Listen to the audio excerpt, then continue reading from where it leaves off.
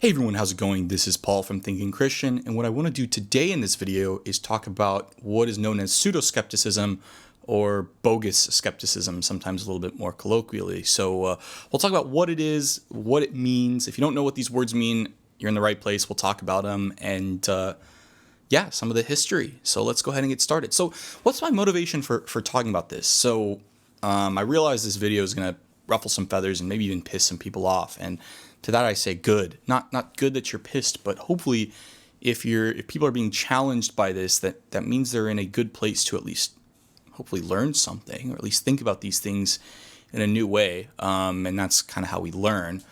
The thing I will say is don't prove me right. If I go here in the comments and I see a bunch of ad hominem attacks or these other sorts of things, it's going to be really clearly proving the point that I'm making in this video. And I think it'll make sense later in this video why it is that people who started things like the CFI, the Center for Inquiry, or these sorts of things like co-founders actually ended up denouncing the label skeptic and trying to distance themselves from the movement. So we're going to talk about why. Now, it's not that this is happening in these huge numbers or anything like that, but we should at least wonder. I mean, if you're at least curious, like why did the people who kind of in some ways were parts of these movements and were looking into these things end up later sort of denouncing the identity of as a skeptic, then it's worth at least knowing. So we'll talk about that. So yeah, believe it or not, I'm a very skeptical person, but I don't really accept the label skeptic. I wouldn't identify as a skeptic. Now, part of it's because I don't really care what the label means. And to some people who used to claim this term, I think the question is, well, what happens? And this is what TRUZZI'S says. What happens when the label skeptic comes to mean something completely different than it either did historically or was intended to by people who are, have enough power to be starting these sorts of institutions? So that's the question I want you to keep in the back of your head, and maybe this will explain in part why it is that TRUZZI, who was one of the co-founders of the CSI-COP, actually later tried to sort of distance himself from this. So yeah, we'll go ahead and get started. So what is pseudo-skepticism?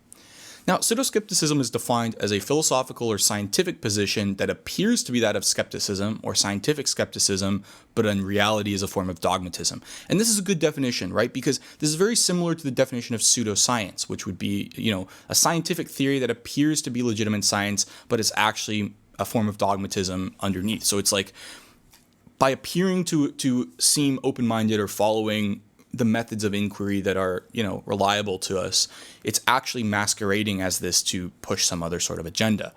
Now, Marcel TRUZZI first coined this term in 1987, and this was for arguments that used these sorts of scientific, skeptical-sounding language to refute or disparage beliefs, and rather than failing conventional scientific skepticism. And in this article, he gives several examples, and we'll talk about them, of how to identify pseudo-skepticism, and we'll talk about differentiating pseudo-skepticism from true skepticism, which is, a very good thing. This is a very honorable thing.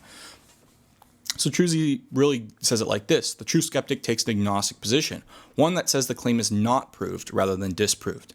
And this is a difference between disbelief, which is saying that the claim is disproved, or an unbelief, which is just saying I don't assent to positive belief.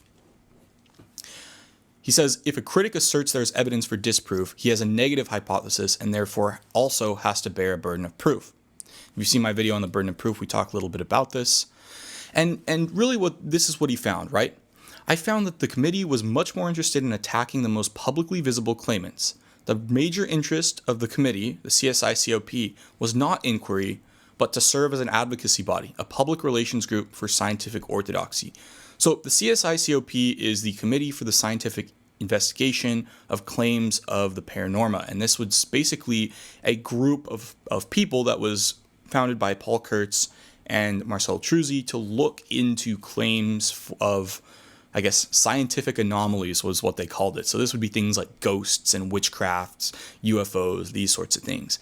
And what TRUZZI ended up finding, now he doesn't believe this stuff, I'm pretty sure, but what he ended up finding is that a lot of the members there instead had other agendas besides actually evaluating these claims and looking at them honestly, and that was what he was going to speak up about. And that was such a big issue that TRUZZI ended up distancing himself from the label skeptic.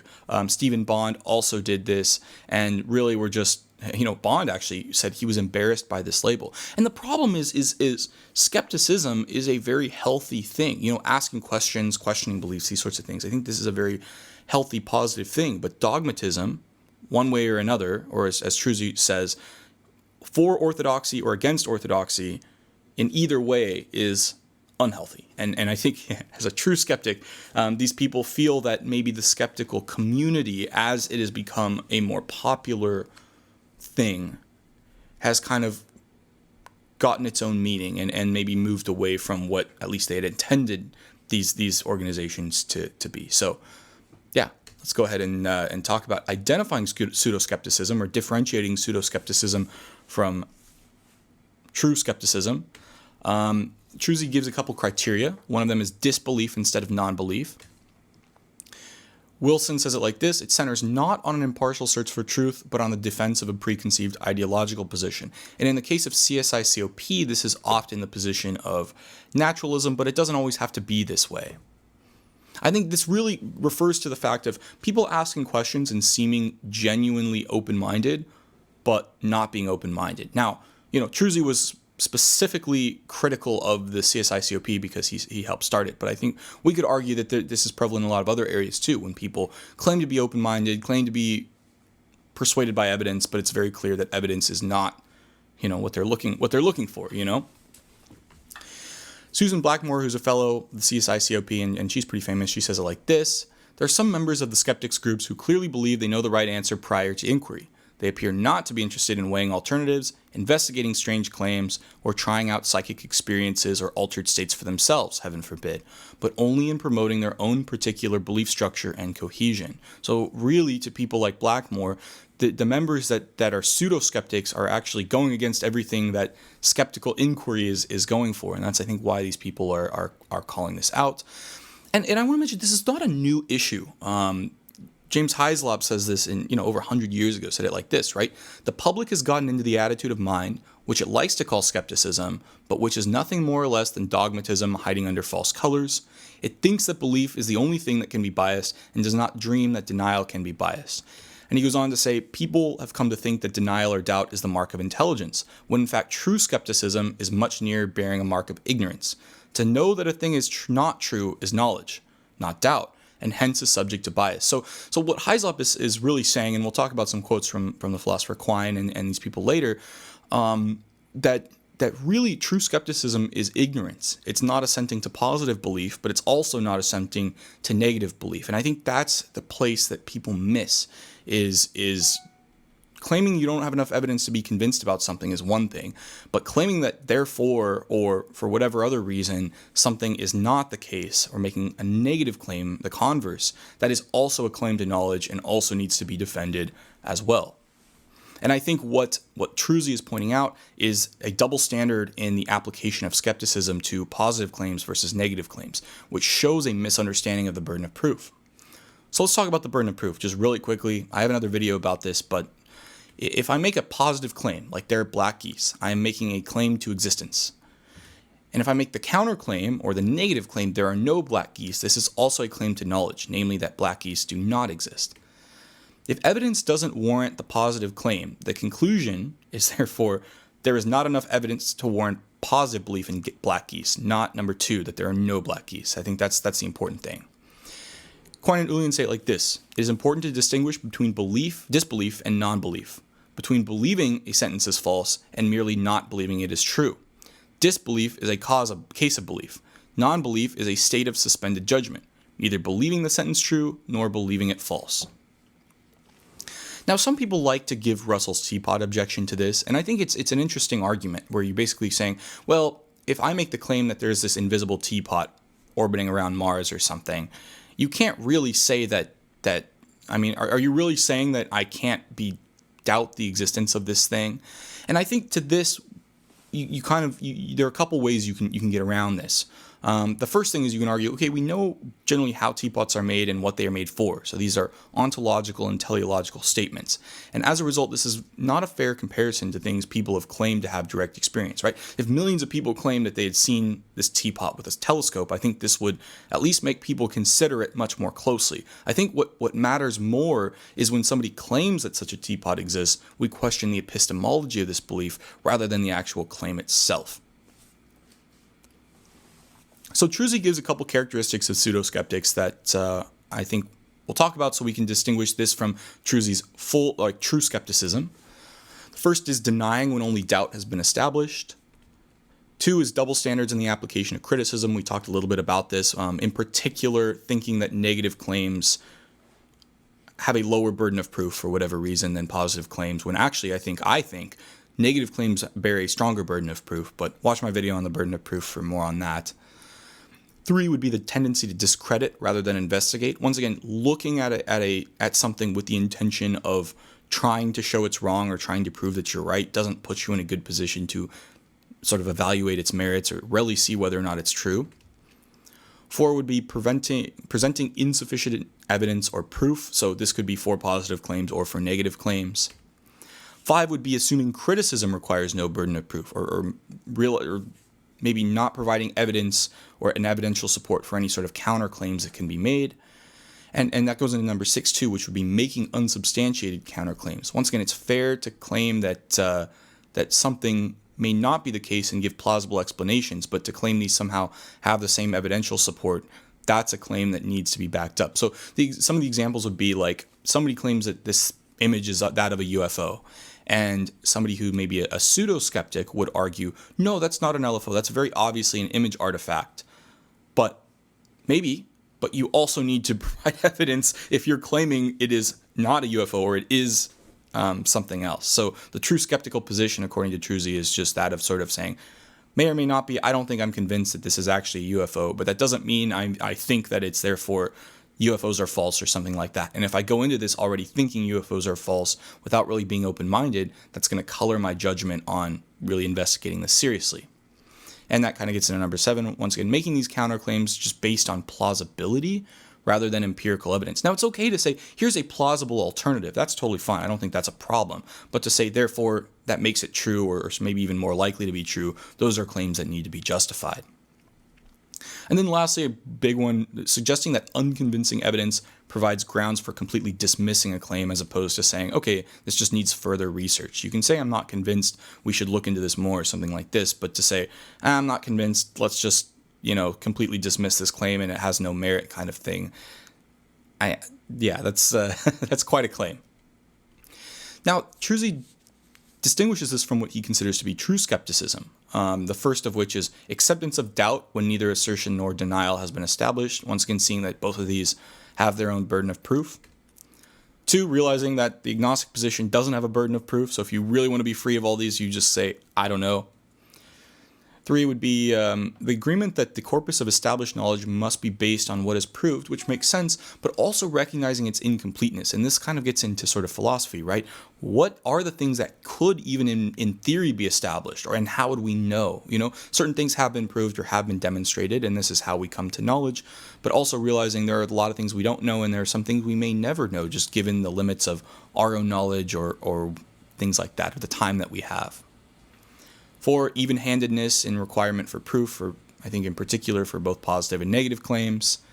5, accepting that a failure of a proof in itself proves nothing. So basically saying that if there are like 10 failed arguments for, ghosts, that doesn't mean therefore ghosts don't exist. Instead, what it means is that the 10 failed arguments, or all the arguments you have thus seen, have failed. Right? It doesn't necessarily prove anything about the existence of ghosts.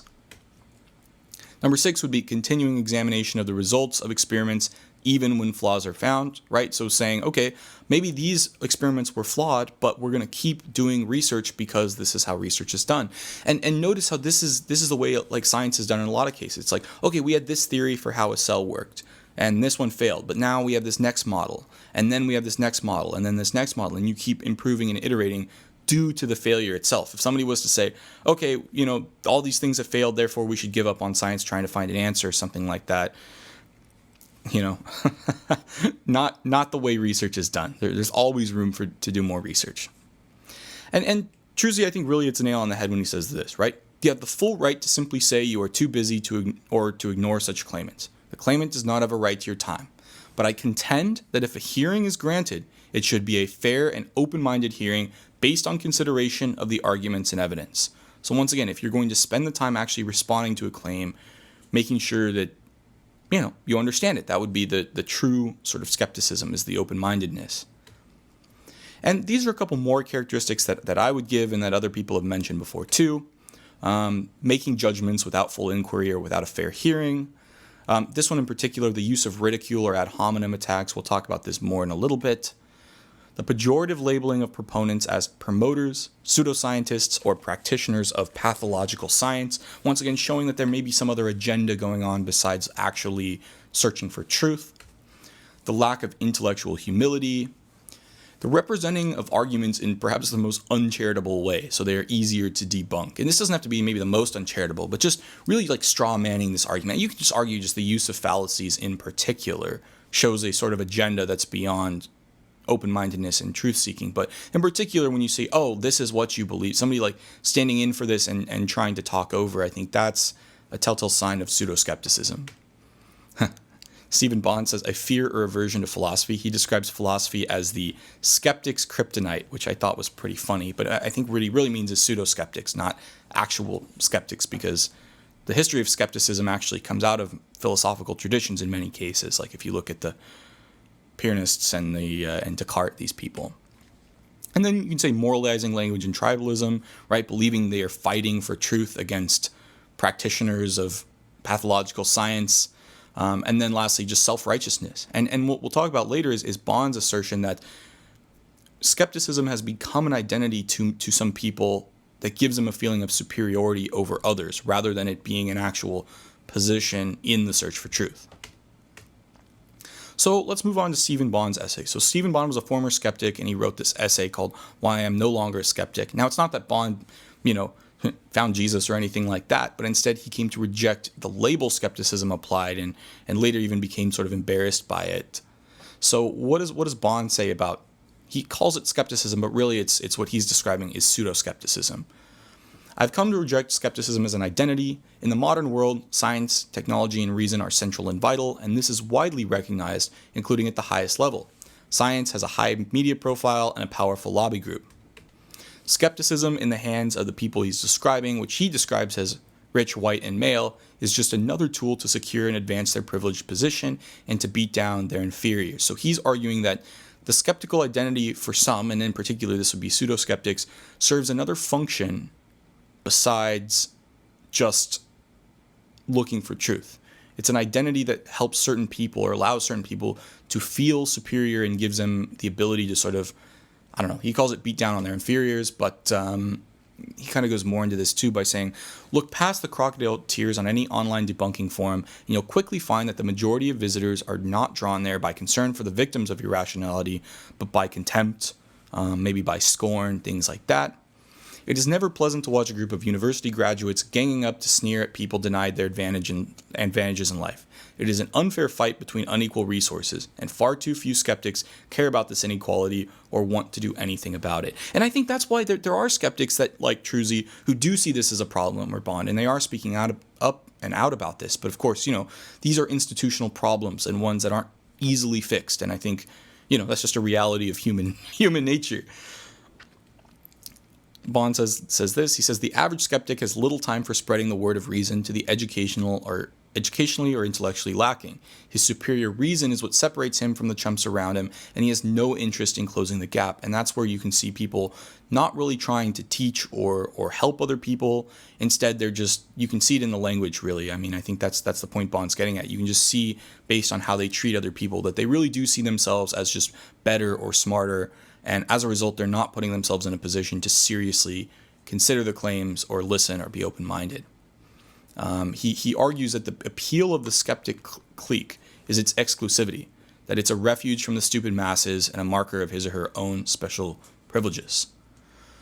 Now Truzzi talks about this in a slightly different way. What Truzzi is saying is, yes, there's this exclusivity, but also there's this policing of orthodoxy, right? Using power in a specific way to enforce certain rules. Now, Truzzi argues that critics or skeptics seem to be even more concerned, and he's really talking about pseudo-skeptics here. I think all of these, I mean to say these are pseudo-skeptics, not true skeptics. They seem to be more concerned with the social control over the boundary between science and pseudoscience, and maybe as opposed to searching for truth impartially. So what Truzzi ends up doing is basically debunking the debunkers and giving an undercutting defeater for their motivations. He says, attacks on the credibility of the narrator follow a pattern. This is the use of ad hominem attacks. He can be attacked through the use of a number of negative labels. He can be called a crank, a crackpot, an incompetent, or a charlatan. All these labels have been used to designate what the critic sees as pseudoscience, which, he says, is far too often a magic word invoked to exercise hearsay.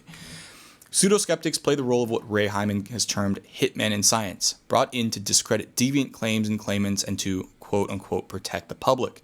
At its worst, this takes a holier-than-thou or a more scientific-than-thou posture, and as such, vigilantes can act rather like inquisitors for a church of scientism.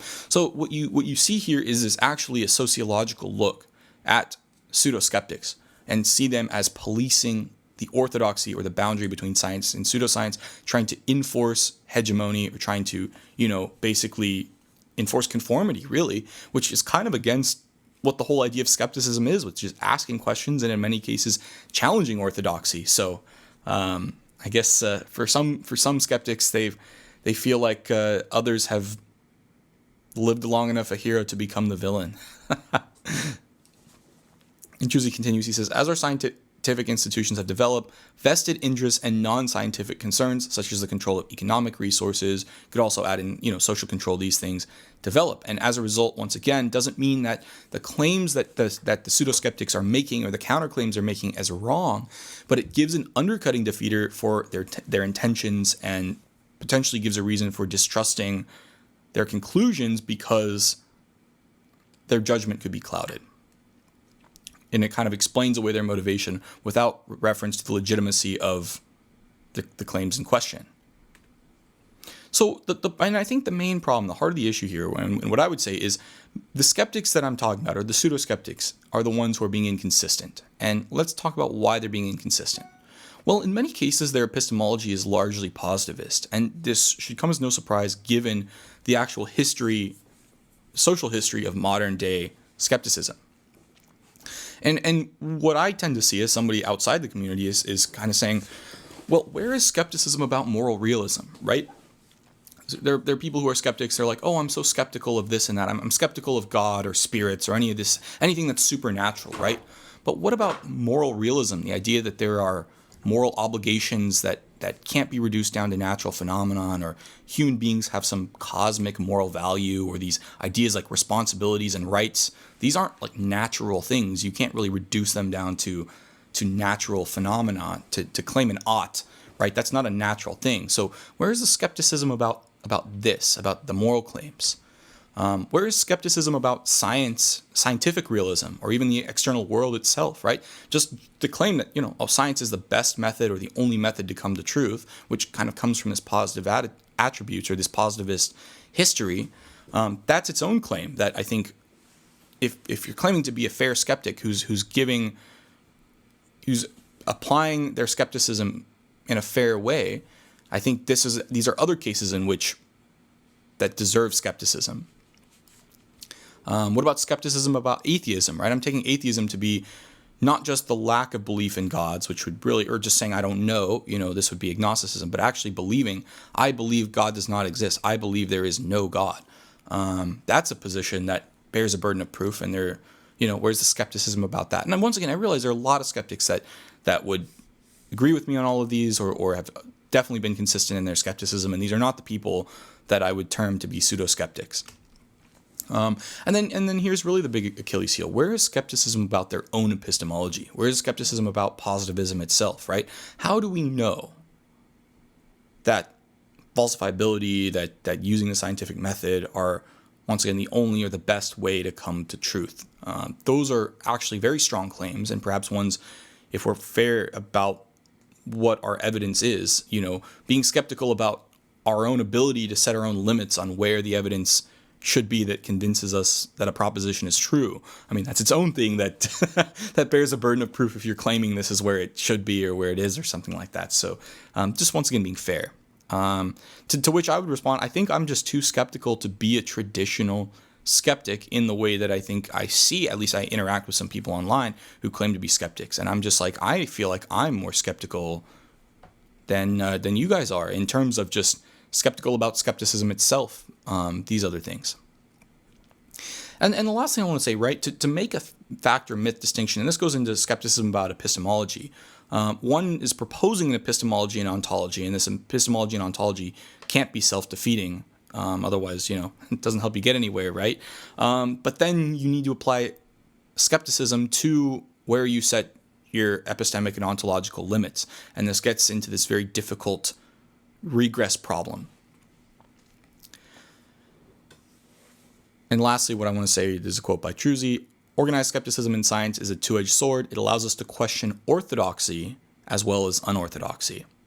So I say this is because actually most scientists are not skeptics. And this is Steven Weinberg's point, right? Rather, they are naive realists or pragmatists. They are not skeptical of the external world. They don't apply skepticism to everything in their life. And generally, what I would say is most scientists, and this includes people like myself who have not studied philosophy or anything, we kind of take a what you see is what you get sort of approach to the world. Like, we assume that this stuff, like this is a pen, right?